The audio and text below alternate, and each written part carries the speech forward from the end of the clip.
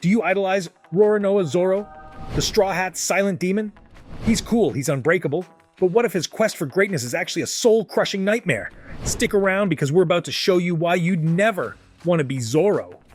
Chapter 1. The legendary sense of direction, or lack thereof.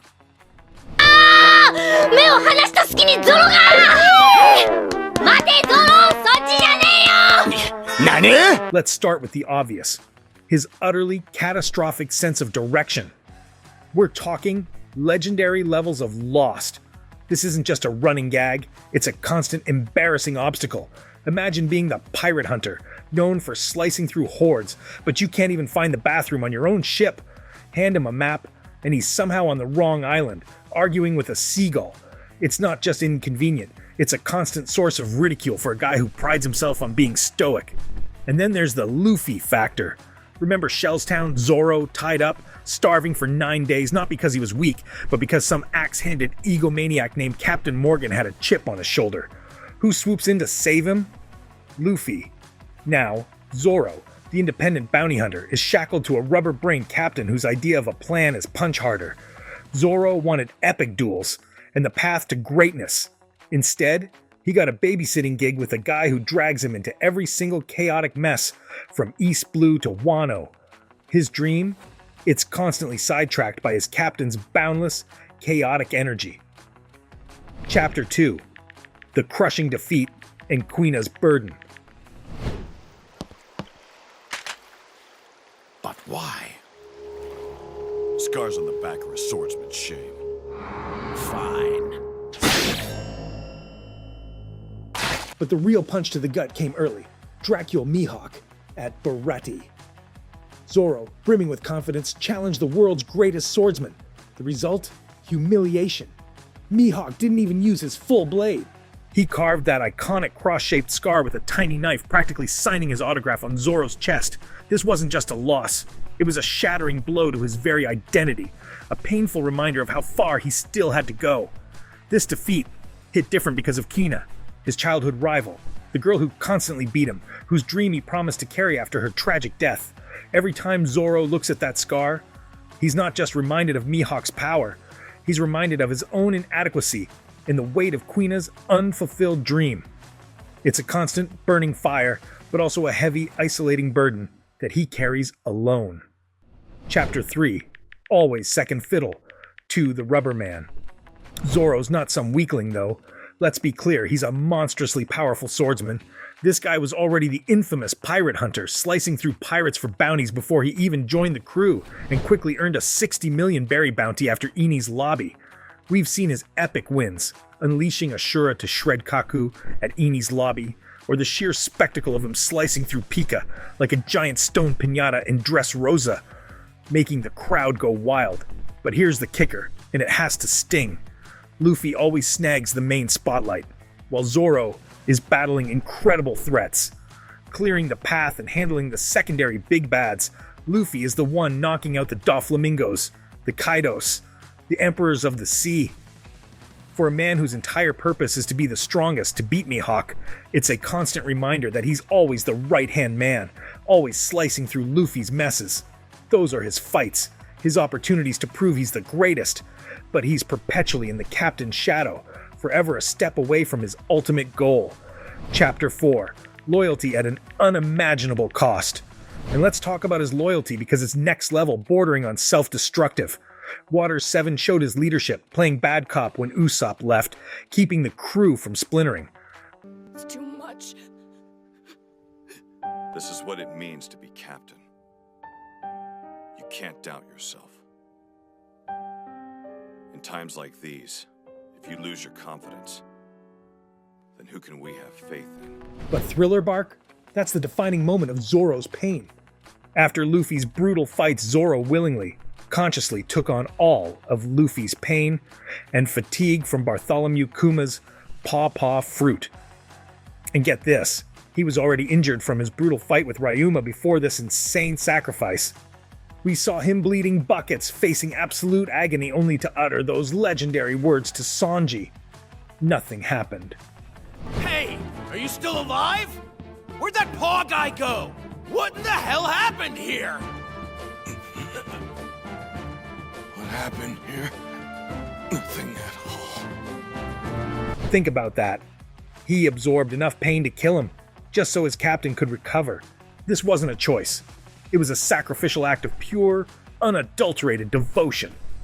He nearly died, and then shrugged it off like a minor inconvenience.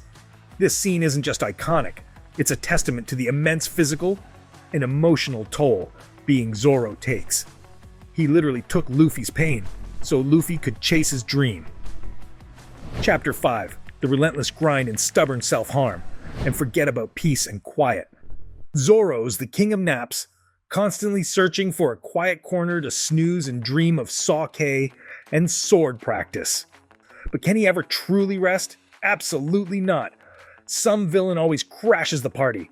Crocodile, Enel, Kaido. He's halfway to Dreamland and boom!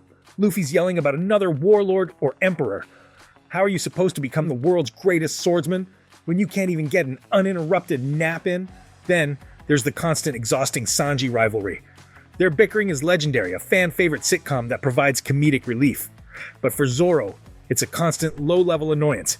He's not here to trade insults with the swirly-browed cook, who'd flirt with the statue if it was pretty enough. He's here to cut down emperors. This isn't just a funny dynamic, it's another relentless distraction from his singular, laser-focused goal. Zoro's legendary stubbornness is a double-edged katana.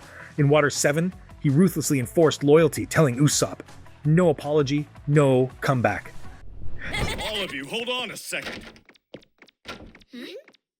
I understand that you want to see him again, but I won't allow you to bring him back here. Huh? Why not? You can't kiss his ass and tell him you're happy to see him again. You know that. Zoro? Until he bows his head and apologizes for what he did, he can't come back. This wasn't him being a jerk, he was fiercely protecting Luffy's authority, ensuring the Straw Hats remained a cohesive unit. But that same pig-headedness often makes him reckless to the point of self-destruction. He'll hide injuries, push his body to its absolute breaking point, and refuse to back down, even when faced with unconquerable odds. Remember him training till he collapsed in Eni's lobby? Or in Wano, staring down Kaido himself, landing that incredible Ashura strike that scarred an emperor? Epic. Absolutely. But nearly dying? Again? Retreat simply isn't in his vocabulary. While fans cheer his no back down attitude, we're all secretly sweating over him biting the dust before he ever gets his rematch with Mihawk. Chapter 6. The agony of humility and the unyielding promise. And underpinning all of this is the haunting memory of Kuina. Her tragic death left Zoro with a solemn vow to become the world's greatest swordsman for both of them. That promise, that burning obligation, is why Zoro's initial defeat was so utterly devastating. It was a slap to that sacred vow. But here's the most unbelievable part, the ultimate testament to his burden. Zoro, the proud, stubborn demon, begged his greatest rival, Mihawk, to train him. He swallowed every ounce of his pride, endured 2 years on a creepy island, dodging baboons and Mihawk's smug grins. This wasn't just training. It was an act of pure, agonizing humility.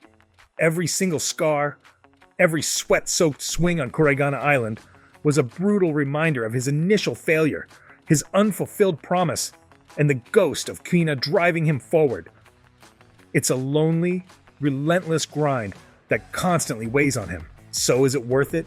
The constant getting lost, the relentless bickering with Sanji, always being in Luffy's shadow, hiding crippling injuries, and carrying the immense weight of Kuina's promise? Zoro's life is a blade forged in chaos, sharpened by unimaginable pain, and driven by a dream that will never, ever quit. Every scar, from Mihawk's precise cut to Kaido's brutal assault, is a badge of that unrelenting grind. He pushes himself beyond human limits, constantly training, enduring, and sacrificing. He embodies stoicism, refusing to show weakness, even when he's literally absorbing his captain's pain. His journey is a testament to unwavering loyalty, self-inflicted torment, and an isolating, singular focus on becoming the greatest. He doesn't just want to be the best. He needs to be the best. But at what cost? The lost naps, the sake he barely sips, the near-death experiences for someone else's dream. It's a life of constant struggle, where his pride and his promise are his greatest assets and his heaviest burdens. So, after hearing all that, do you still want Zoro's life? Could you handle the endless pain, the constant distractions, the literal absorption of someone else's suffering, all while chasing a dream that seems impossibly far off? Let me know in the comments below. What's the hardest part about being Roronoa Zoro, in your opinion? Or is he just built differently and loves the grind? If you enjoyed this deep dive into the pirate hunter's struggles, don't forget to smash that like button, subscribe for more epic One Piece content, and hit the notification bell so you don't miss our next video. We're breaking down another Straw Hat soon, so stay tuned. Until then, grab some sake, avoid getting lost, and set sail.